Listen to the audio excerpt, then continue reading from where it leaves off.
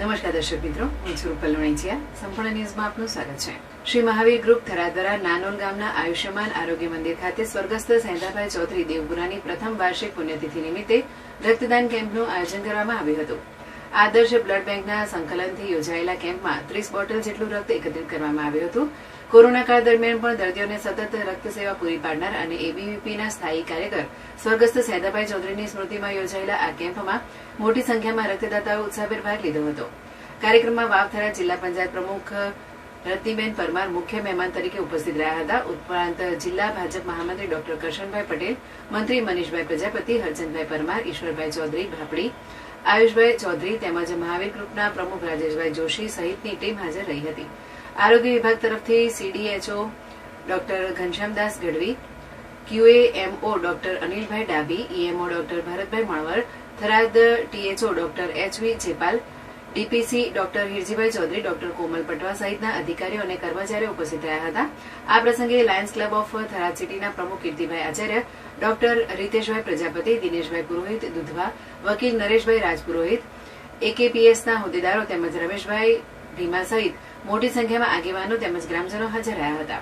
કાર્યક્રમના અંતે નાનોલ સબ સેન્ટરના CHO Shivangi Patel, MPHW JP Parmar અને FHW અંજના શ્રીમાળીએ સહયોગોનો આભાર માન્યો હતો.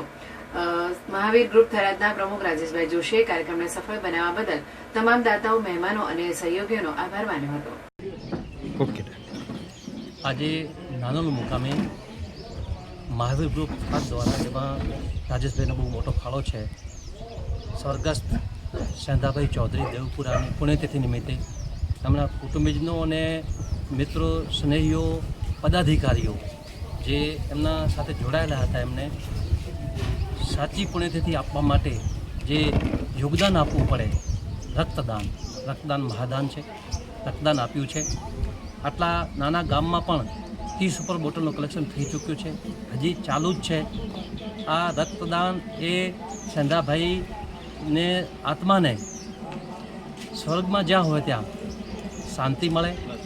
એમના કુટુંબીજનોએ જે આ ભાવનાથી આ રક્તદાન કરવાનો જે સંકલ્પ કરી અને અહીંયા આટલું બધું રક્તદાન કરાયું છે, એમાં મહાવીર ગ્રુપના તમામ સભ્યો, તમામ પદાધિકારીશ્રીઓ, આરોગ્ય વિભાગને 2-3 દિવસ પહેલાં અમને જાણ થઈ. અમે તો કહ્યું ભાઈ આ તો બહુ સારી વસ્તુ છે, આનાથી બીજી શ્રદ્ધાંજલિ હોઈ જ ન શકે. અમે બધા સાથે રહી પ્રચાર પ્રસાર બધા ભેગા કર્યો છે અને અત્યારે આ રક્તદાન જે થઈ રહ્યું છે એ રક્તદાન એમને સાચી શ્રદ્ધાંજલિ છે.